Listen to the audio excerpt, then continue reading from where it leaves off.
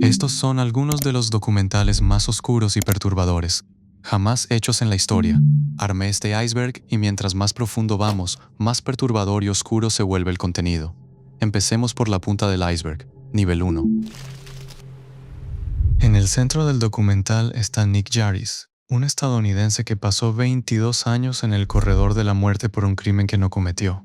La historia de Jarvis empieza en una infancia que él ha descrito como inestable y dañina. Para su adolescencia, ya había caído en la adicción y en un patrón de delitos menores. En diciembre de 1981, Jarvis tenía 20 años. Una noche, él y un amigo robaron un auto. Conducía bajo los efectos del alcohol cuando la policía lo detuvo en el condado de Delaware, Pensilvania. Jarvis y el oficial tuvieron un altercado físico. Durante el forcejeo, el arma del oficial se disparó. Nadie murió, pero la situación escaló de inmediato. Jarvis fue acusado del secuestro y el intento de asesinato de un oficial de policía, cargos que conllevaban la posibilidad de cadena perpetua. Fue encarcelado a la espera de su juicio. Eventualmente, sería juzgado y absuelto de esos cargos. Pero para ese entonces, algo totalmente irreversible ya había ocurrido. Mientras estaba en la cárcel, Jarvis leyó un artículo de prensa muy detallado sobre el rapto y la muerte violenta de Linda Craig. Ella fue secuestrada en un centro comercial de Delaware y luego su cuerpo fue hallado en Pensilvania. El caso no estaba resuelto. Su verdadero asesino sigue siendo desconocido hasta hoy. Desesperado y tratando de salvarse, Jarvis tomó una decisión que destruiría su vida. Les dijo a las autoridades que él sabía quién había cometido el crimen. Nombró a un hombre que él creía que había fallecido hace poco. Asumiendo que su afirmación no podría ser refutada, fue un movimiento calculado para ganar el favor de los investigadores, parecer útil y evitar las consecuencias de sus propios cargos. Pero el hombre que Jarvis nombró estaba muy vivo. La policía investigó y rápido determinó que él no tenía nada que ver con el asesinato. Jarvis pasó de ser un simple informante a un sospechoso formal, de manera inmediata. Dejó de ser un joven que negociaba su salida de prisión, para convertirse en el principal sospechoso de un crimen verdaderamente brutal. Fue acusado del secuestro, violación y muerte de Linda Craig. No había evidencia física que lo vinculara a la escena del crimen. Lo que había en cambio era una narrativa que los fiscales ansiaban consolidar. Tras un breve juicio conjurado, Jarvis fue hallado culpable, con apenas 21 años.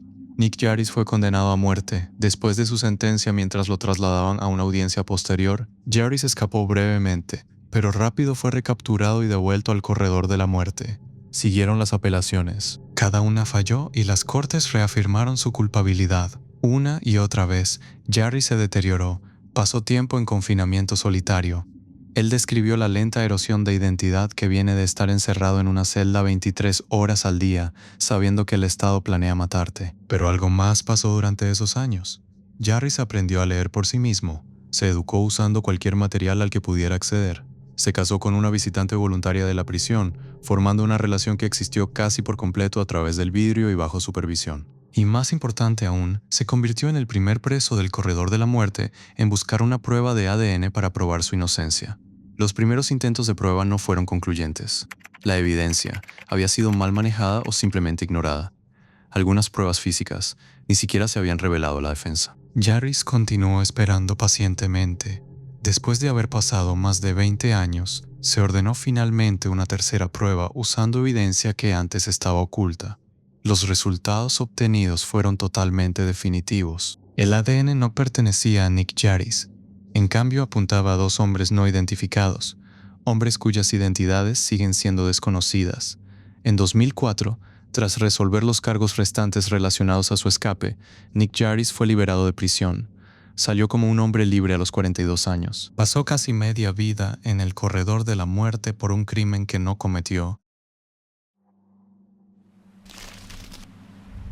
The Jinx es un documental fascinante sobre Robert Durst, un acaudalado heredero neoyorquino que fue sospechoso de varios crímenes atroces por muchísimas décadas. Durst vivió durante años en un extraño limbo legal, siempre rodeado de graves sospechas, pero permaneciendo libre hasta que salió este documental. La serie investiga 3 casos específicos que están vinculados directamente a él. El primero de ellos es la misteriosa desaparición de Katy en 1982. El segundo caso es la ejecución a sangre fría ocurrida en el año 2000 de su amiga Susan Berman. El tercero es el asesinato y desmembramiento en 2001 de su vecino, Morris Black. Durst admitió matar a Black, alegando defensa propia, y fue absuelto en 2003.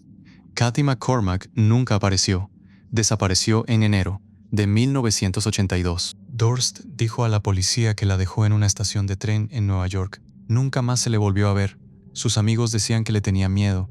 Sus compañeros de la Facultad de Medicina decían que planeaba dejarlo. Durst luego afirmó que ella simplemente había huido. Susan Berman era diferente. Ella era escritora y la hija de una figura de la mafia de Las Vegas. Había conocido a Durst por décadas y actuó como su vocera durante la investigación de la desaparición de Katy. En diciembre del año 2000, Berman fue hallada muerta en su casa de Beverly Hills. Le habían disparado una vez en la nuca. Fue un asesinato al estilo ejecución. El mismo día que se descubrió el cuerpo de Berman, la policía recibió una carta anónima con solo 2 palabras escritas. Cadáver, Beverly Hills. La nota guió a la policía a su hogar. El remitente era un misterio. Luego estaba Morris Black. En 2001, Durst vivía en Galveston, Texas, disfrazado como una mujer muda llamada Dorothy Sinner. Morris Black era su vecino. Según Durst, los dos discutieron y Black lo atacó. Durst le disparó en defensa propia. Luego desmembró el cuerpo de Black, metió las partes en bolsas de basura y las tiró a la bahía de Galveston. Él fue arrestado. Él admitió todo y fue declarado no culpable. El jurado aceptó su argumento de defensa propia. Poco a poco, a través de los episodios, las historias de Durst empiezan a fracturarse. El punto de inflexión de toda la serie llega al final del episodio 5. Es ahí cuando Sareb Kaufman, el hijastro de Susan Berman, contacta a los cineastas. Les dice que tiene material que Berman dejó antes de su muerte. Entre eso hay un sobre que Durst le envió en marzo de 1999. Los cineastas notan algo de inmediato. La letra.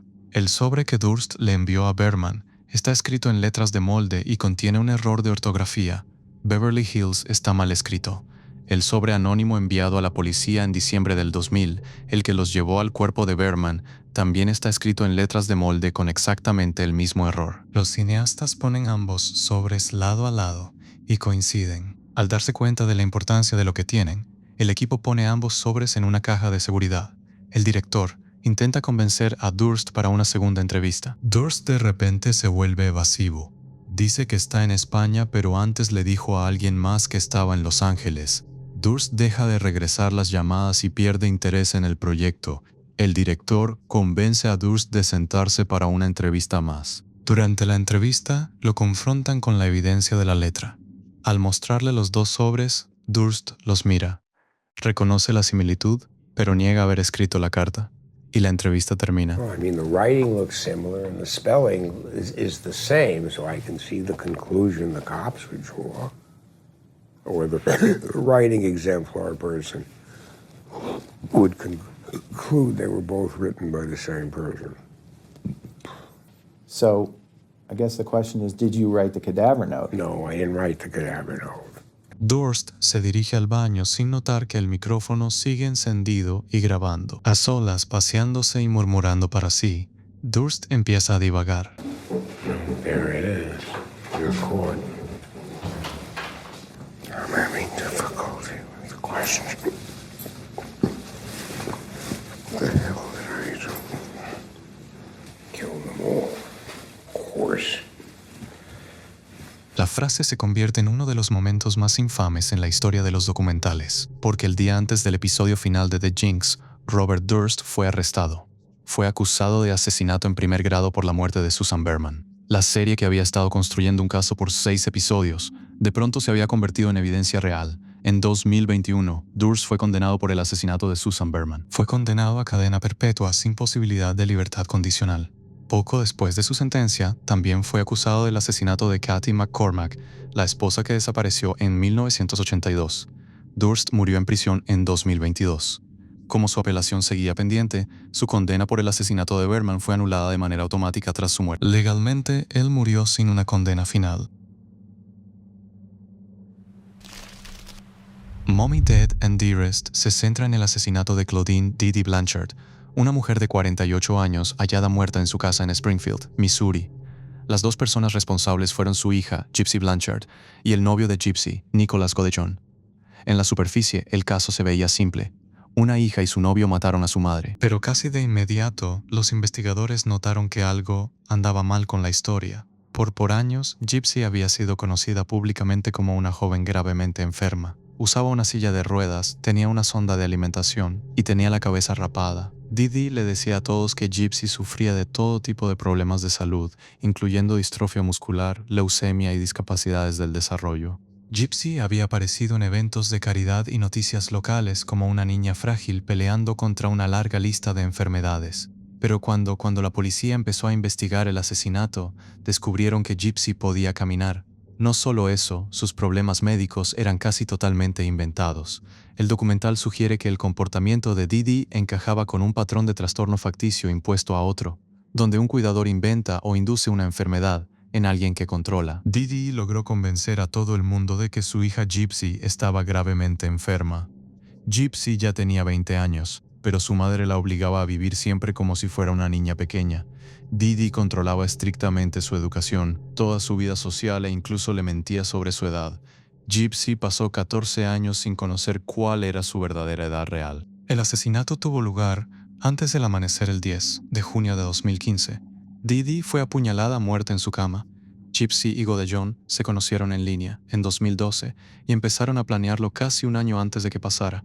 Después del homicidio, Gypsy publicó una serie de mensajes explícitos sobre el asesinato en una cuenta pública de Facebook que compartía con su madre. Al ver las publicaciones y no poder contactar a Dee Dee, los vecinos llamaron a la policía. Al entrar a la casa, los oficiales encontraron el cuerpo de Dee Dee.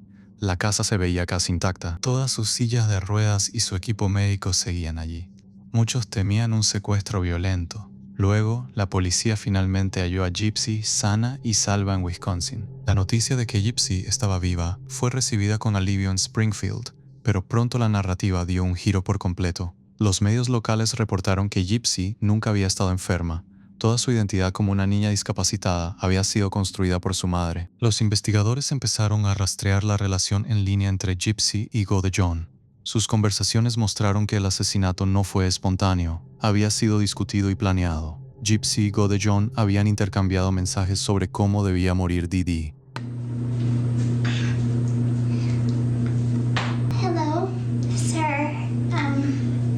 This is Gypsy, and I'm making this video to you, sir. Nick's evil side. I did end up getting a knife, and I hope that it will be adequate.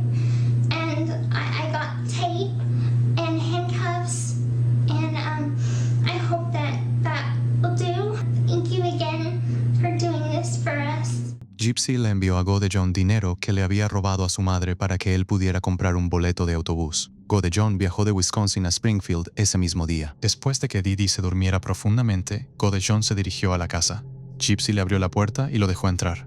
Ella le entregó cinta adhesiva, guantes y un cuchillo. Más tarde, Gypsy declaró que se ocultó en el baño y se cubrió los oídos para así no escuchar los gritos de su madre. Godejohn apuñaló brutalmente a Dee Dee un total de 17 veces. Ambos robaron $4,400 en efectivo y huyeron del lugar de inmediato. Enviaron el arma homicida por correo y escaparon utilizando un autobús. Los vecinos preocupados fueron hasta la casa. Después de ver los extraños mensajes de Facebook, el auto todavía seguía allí. Todas las ventanas estaban tapadas y nadie abría la puerta. Una vez que los oficiales entraron, encontraron su cuerpo. Se creó un GoFundMe para los gastos del funeral y posiblemente para Gypsy, a quien la gente todavía creía indefensa sin su silla de ruedas y equipo médico. Una persona presente ese día era una vecina en la que Gypsy había confiado durante años. La vecina le habló a la policía sobre el novio secreto por internet de Gypsy y les mostró unas impresiones que había guardado, incluyendo su nombre. Usando esa información, los investigadores rastrearon una dirección IP hasta Wisconsin. Al día siguiente, la policía allanó la casa de Godejohn. Gypsy y Godejohn se rindieron. Fueron extraditados a Missouri y acusados de asesinato. Toda la opinión pública cambió radicalmente. Descubrieron que Dee Dee no era solo una víctima. Gypsy en realidad sufría de un abuso crónico y terrible. En el año 2011, ella intentó huir a una convención junto a un hombre, pero lamentablemente su madre logró encontrarla. Didi le dijo a Gypsy que había presentado documentos declarándola mentalmente incompetente, haciéndole creer a Gypsy que la policía no le creería. A partir de ahí comenzó el plan. En 2016, Gypsy aceptó un acuerdo de culpabilidad. Fue sentenciada a 10 años de prisión por asesinato en segundo grado. Gypsy Rose logró recuperar su peso normal al ya no estar desnutrida. En el año 2018, Godejohn fue sentenciado a recibir cadena perpetua. Gypsy fue finalmente liberada a finales del año 2023. Genio del Mal es una serie documental sobre crímenes reales. En el centro de esta hay un único momento captado en televisión en vivo cuando un hombre se sentó en el pavimento esposado con una bomba asegurada alrededor de su cuello. Su nombre era Brian Wells. En 2003, Wells trabajaba como repartidor de pizzas en Erie, Pensilvania. Llevaba 10 años trabajando para la pizzería Mamma Mia's. Tenía 46 años. Nada en él sugería que se convertiría en el rostro de uno de los crímenes más perturbadores en la historia del FBI. La pizzería recibió una llamada desde un teléfono público en una gasolinera cercana. El dueño del establecimiento le pasó la llamada a Wells. Él procedió a anotar un pedido de 2 pizzas para ser entregadas en la dirección de la calle Peach número 8631. Sin embargo, era un sitio bastante raro. Era la ubicación de una torre de transmisión de televisión para Wesley TV, al final de un camino de tierra a las afueras del pueblo. Wells llevó el pedido. Lo que pasó exactamente en la torre nunca se ha establecido del todo, pero la evidencia sugiere que hubo un forcejeo y que Kenneth Barnes, Marjorie Diehl Armstrong, William Rothstein y Michael Stockton estaban todos presentes. Stockton luego afirmó que él fue quien le puso físicamente una bomba alrededor del cuello a Wells. Cuando Wells se dio cuenta de que era real, Barnes dijo que se disparó un arma para obligarlo a cooperar. Los testigos confirmaron haber escuchado un disparo. Después de asegurar la bomba en su lugar, a Wells le dieron una escopeta casera disfrazada de bastón. Le dijeron que dijera que 3 hombres negros lo habían obligado a ponerse la bomba y lo tenían como rehén. Luego lo enviaron a robar un banco. El dispositivo en el cuello de Wells era un collar bomba real con temporizador.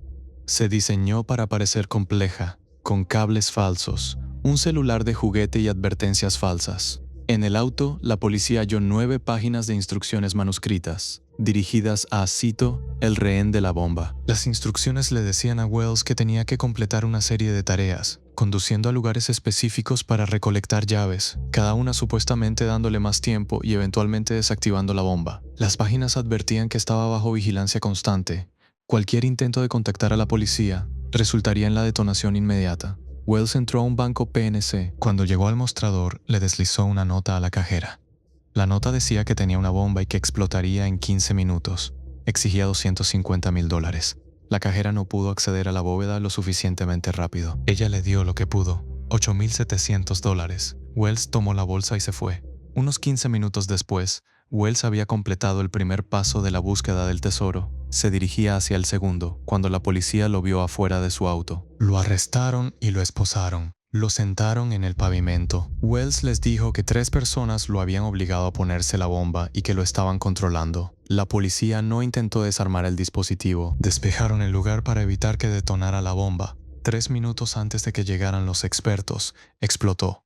Brian Wells murió en segundos. Toda la escena estaba siendo grabada en vivo por WGT-TV. El momento exacto de la detonación no se mostró debido a un problema técnico, pero el desenlace se transmitió en tiempo real. La búsqueda del tesoro fue luego probada por la policía. Incluso si Wells hubiera hecho todo a la perfección, nunca habría tenido el tiempo suficiente para desarmar la bomba. El dispositivo aún estaba activo después de su muerte. Los investigadores tuvieron que tomar medidas extremas para quitarlo. El FBI describió el caso más tarde como uno de los crímenes más complicados y extraños en los anales del FBI. El documental revela a las personas y el motivo detrás de todo, excepto que nadie se pone de acuerdo sobre si Wells fue un participante voluntario o un rehén. La familia que tenía es un documental sobre el asesinato de Ella Bennett. El documental se centra en las secuelas psicológicas y emocionales del crimen y en cómo moldeó la vida de las personas involucradas. En 2007 en Abilene, Texas, un niño de 13 años llamado Paris Bennett asesinó a su hermana de 4 años, Ella Bennett. Él hizo todo eso con la intención de dañar profundamente a su madre, quitándole a uno de sus hijos. Charity Bennett contrató los servicios de una niñera para esa noche porque ella tenía que trabajar hasta muy tarde. Paris manipuló a la niñera y la convenció de irse de la casa temprano. Fue amable y le dijo que todo estaba bien. Ella se fue. Paris entró a la habitación de ella. Hizo lo impensable. Después de eso, la apuñaló 17 veces. Paris no huyó. En lugar de eso, llamó a un amigo de la escuela y hablaron durante unos 6 minutos. Nunca se ha revelado por completo de qué hablaron, pero la llamada fue tranquila. Luego llamó al 911. Por teléfono, Paris fingió estar loco. Le dijo a la operadora que le hizo esto porque pensó que ella era un demonio. La operadora le dio instrucciones para hacerle reanimación cardiopulmonar. Paris fingió estar siguiendo todas las órdenes del RCP, pero en realidad solo caminaba por el cuarto contando en voz alta para poder engañar a la operadora. Hello? Abilene 911, go ahead. I actually killed somebody. You think you killed somebody? No, I know I did. My sister. Okay, where's your sister now? She's in the bed. Is she bleeding anywhere? Yes, she's bleeding all over the bed. Because I stabbed her. Okay, where'd you stab her? Lots of places. I woke up and I was hallucinating. You were hallucinating? Yes, and I thought my sister was a demon and I killed her. I want you to start CPR, okay? What I want you to do is take her off the bed. No, I know for a fact that she's dead because Do you want to go ahead and try? It might still help, okay? No, I don't think it'll help because... Come on, Paris, work with me. Put your hands on her chest, okay? And I want you to push 30 times. I want you to count. Okay. All the way to 30, and then blow 2 breaths in her mouth. Okay. 1, 2, 3. La policía llegó y lo detuvo. Paris fue acusado de asesinato capital. Como la ley de Texas dice que la edad mínima en la que un menor puede ser juzgado como adulto es de 14 años, Paris no pudo ser acusado como adulto. Fue juzgado en un tribunal de menores y se declaró culpable. Le dieron la sentencia máxima posible para un menor condenado por asesinato capital en Texas. 40 años de prisión, con posibilidad de libertad condicional después de 20. Paris fue evaluado y cumplía con los criterios consistentes con lo que a menudo se describe como sociopatía. Evaluaciones posteriores documentaron rasgos psicopáticos significativos. El mismo Paris ha dicho que ha tenido pensamientos homicidas desde que era un niño pequeño. Fue transferido a una prisión para adultos a los 19 años. Su primera elegibilidad para libertad condicional es en febrero de 2027. Si nunca le otorgan la libertad condicional, será liberado en febrero de 2047. El documental muestra imágenes de cuando ella y Paris eran más jóvenes y sigue principalmente a su madre. Paris, what is your problem? Mom, what's your least favorite word? My what? Your least favorite word? Not black. Or sentence. I don't know. Kill Charity's children? Paris. Charity Bennett creció en una familia que ya estaba marcada por la violencia. Su madre, Kayla Bennett, quien también sale en el documental, fue acusada de conspirar para asesinar a su esposo, James Bennett. De forma polémica, Kayla fue declarada inocente. Charity cree que su madre en realidad era culpable. Luego, Kayla bromeó sobre manipular al jurado. She was a good manipulator. But we all are. Paris is. Ella was. I would be lying to you if I said that I wasn't. We all manipulate each other. We're all spoiled rotten. My other daughter, Caitlin, I don't think she's quite as good. She didn't have as good a teacher because I don't do it so much anymore. I don't have a company to manipulate. I don't have drivers to manipulate. I don't have a jury to manipulate. So. Cuando era niña, Charity se volvió adicta a las drogas en un intento por llamar la atención de su madre, pero Kayla no mostró interés ni preocupación. Poco antes del asesinato de ella, Charity había recaído en la drogadicción. Para Paris, este fue el punto de quiebre. Más tarde admitió que resentía profundamente a su madre y quería castigarla por lo que él veía como abandono emocional. Durante los procedimientos judiciales, los psicólogos afirmaron que era poco probable que Paris alguna vez pudiera ser rehabilitado. Charity, a raíz de esto, intentó mantener una relación con él. Ella lo visitaba, ella hablaba con él. Incluso dejó que su nuevo hijo hablara con Paris por el teléfono de la cárcel. Phoenix, did you like Star Wars? I want to do it again. He says he wants to do it again. I guess that's a yes. Yeah! Phoenix. Hey, Phoenix. Hey, Phoenix. He's listening. How about this? Hey, I will watch it tomorrow, and tomorrow you can watch it, and then we'll talk about it, okay? Creyó por mucho tiempo que amarlo como a su hijo aún podría importar. Desde entonces, los expertos le han dicho que tanto ella como su nuevo hijo corren peligro una vez que Paris sea liberado. Ella ha dicho que probablemente tendrá que mudarse a otro lugar una vez que Paris salga libre. En 2021, Charity finalmente cortó toda comunicación con él tras enterarse de que Paris estaba involucrado con una mujer que estaba bajo fianza a 2 horas de donde Charity vivía y estaban planeando un tiroteo. En 2019, Paris acaparó titulares internacionales cuando le dio una entrevista a Piers Morgan. Durante la entrevista, una vez más no mostró un remordimiento visible y habló de su crimen en términos muy distantes. Rick O'Barry, quien es un exentrenador de delfines, ayudó personalmente a crear la misma industria millonaria que hoy en día intenta destruir por completo. En los 60s, O'Barry fue uno de los principales responsables de capturar y entrenar a los 5 delfines salvajes que interpretaron a Flipper en la exitosa serie de televisión. Convenció a millones de personas de que a los delfines les gustaba actuar para los humanos y ayudó a impulsar la industria moderna de los parques marinos, donde los delfines se volvieron una de las atracciones más rentables. Pero según O'Barry, lo que pasaba tras bambalinas destruyó esa ilusión. The thing that turned me around was the death of Flipper, of Kathy. And she was really depressed. I could feel it. I could see it. Dolphins and other whales are not automatic air breathers like we are. Every breath they take is a conscious effort. And so they can end their life whenever life becomes too unbearable by not taking the next breath. She swam into my arms and looked me right in the eye and took a breath and didn't take another one. And I just let her go and she sank straight down on her belly at the bottom of the tank.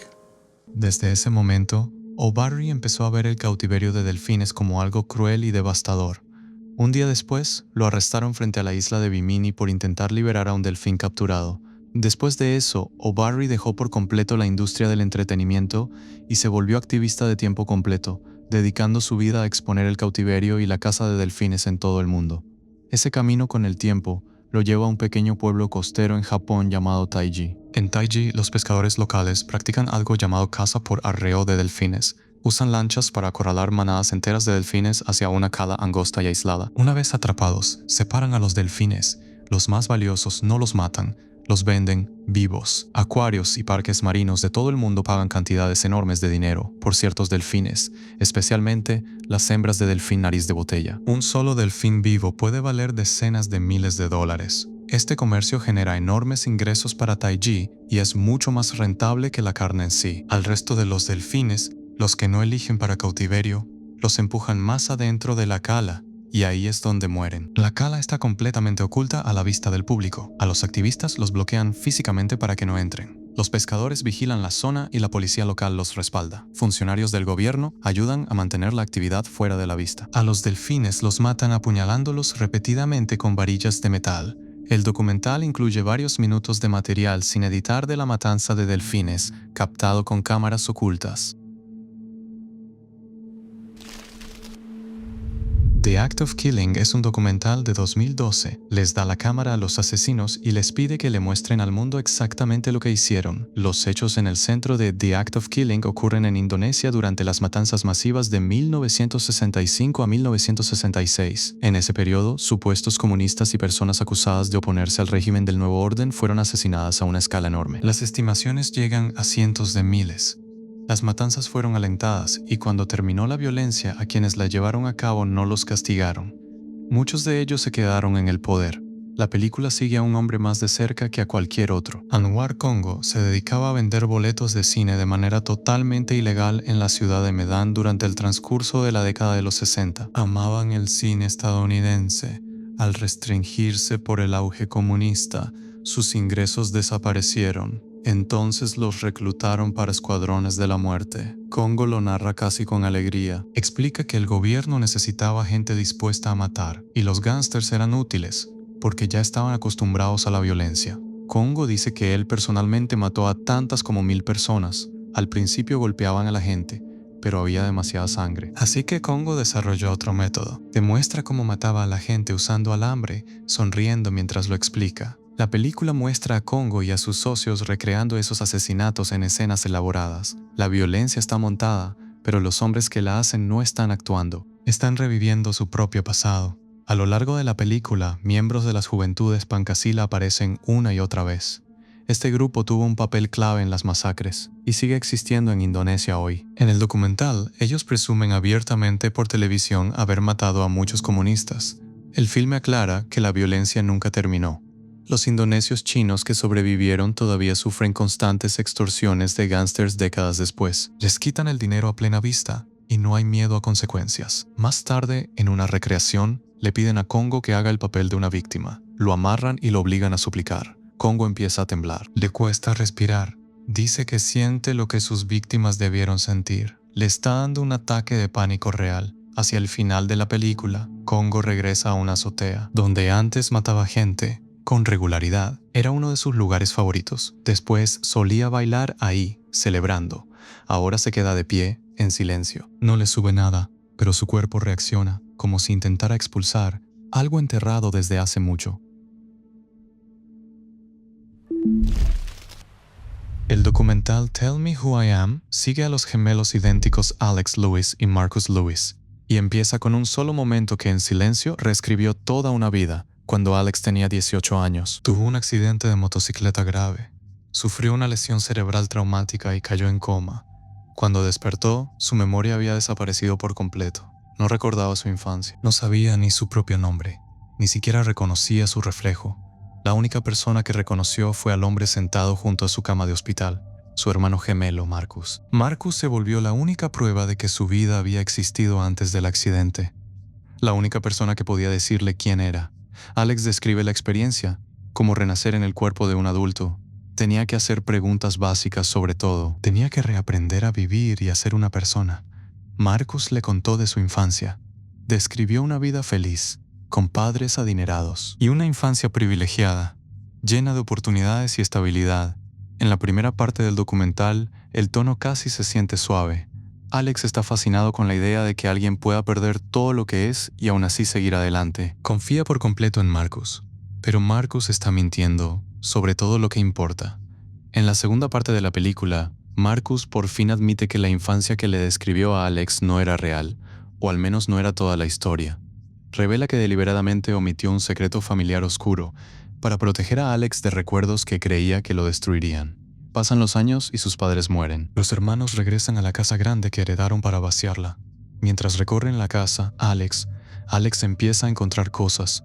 En un closet secreto dentro del cuarto de su madre, descubre una fotografía inapropiada. Muestra a 2 niños pequeños. Son Alex y Marcus.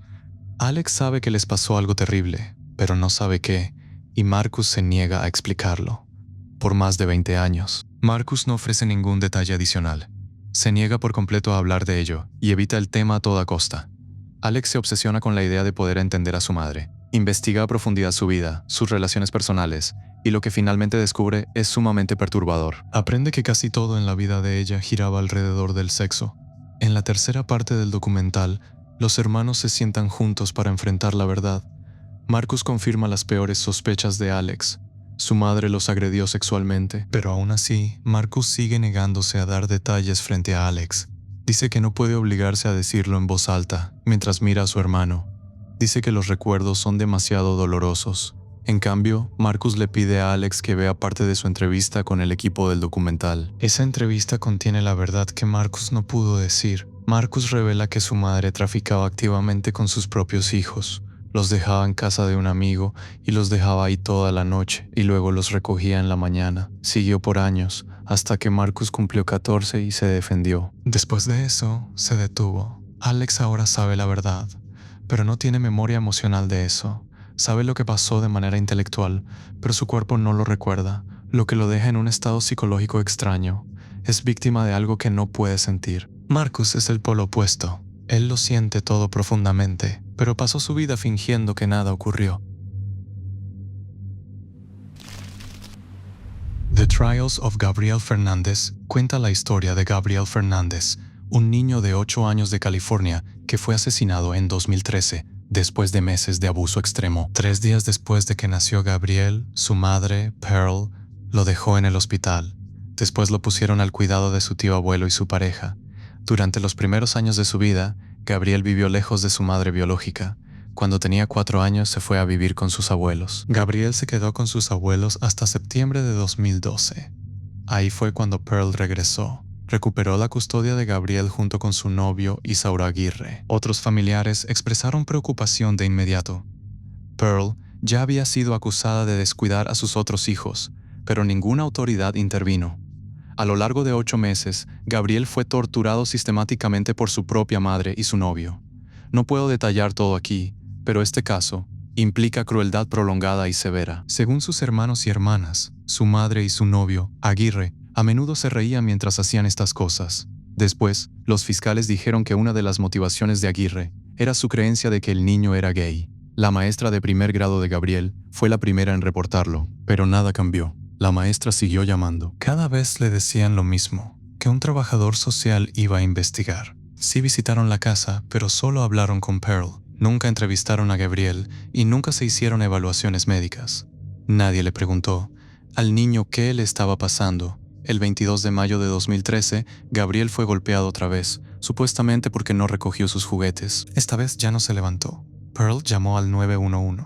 Cuando llegaron los paramédicos, encontraron a Gabriel. Estaba cubierto de lesiones y tenía el cráneo fracturado, costillas rotas y balines de bebé incrustados dentro de él. El niño lamentablemente murió poco después de que se le diagnosticara muerte cerebral. Pearl Fernández recibió una sentencia de cadena perpetua sin ninguna posibilidad de salir libre jamás. Acusaron a Aguirre de asesinato con tortura. Se declaró no culpable, pero el jurado lo halló culpable. Fue sentenciado a muerte, aunque su ejecución se suspendió indefinidamente después. Orozco, el embalsamador, es una cruda película mondo que trata sobre el día a día de un trabajador de funeraria en Bogotá. Vive y trabaja en un lugar llamado El Cartucho, una de las zonas más peligrosas y empobrecidas de la ciudad. En el momento en que se grabó el material, El Cartucho era conocido por tener una de las tasas de homicidio más altas de Colombia. Era común ver cadáveres tirados en la calle. Este es el entorno donde Orozco vivía y trabajaba. La película se filmó a lo largo de varios años. La cámara simplemente sigue a Orozco en su rutina diaria mientras recibe cuerpos, los prepara y los devuelve a una ciudad que parece generar más muertos de los que puede manejar. Orozco trabaja en un cuarto pequeño y sucio. El lugar se ve más como una bodega abandonada que como un sitio de trabajo. Los cuerpos llegan en bolsas de plástico, en camillas, a veces cargados por amigos o familia, y a veces los deja la policía. Orozco no es retratado como un héroe ni como un monstruo. Es simplemente un hombre haciendo un trabajo que nadie más quiere. Vive entre la muerte, porque eso es lo único que produce su barrio. La película sugiere que en un lugar como El Cartucho, la muerte se vuelve tan común que pierde su significado. Uno de los detalles más inquietantes de la producción es que Orozco murió durante la realización de la película. El documental nunca explica cómo murió, solo que falleció antes de que el proyecto se terminara. The Act of Seeing with One's Own Eyes es una película de 1971. El título viene de la traducción literal de la palabra autopsia, ver con los propios ojos, y eso es exactamente lo que la película obliga al espectador a hacer. Ver la muerte directamente sin la distancia emocional que la mayoría de los documentales construyen con cuidado. La película se filmó durante una visita a una morgue en Pittsburgh. Documenta procedimientos reales de autopsia realizados en una morgue. Al principio, las imágenes son casi abstractas, acercamientos de piel. Toma unos momentos darte cuenta de qué estás viendo en realidad.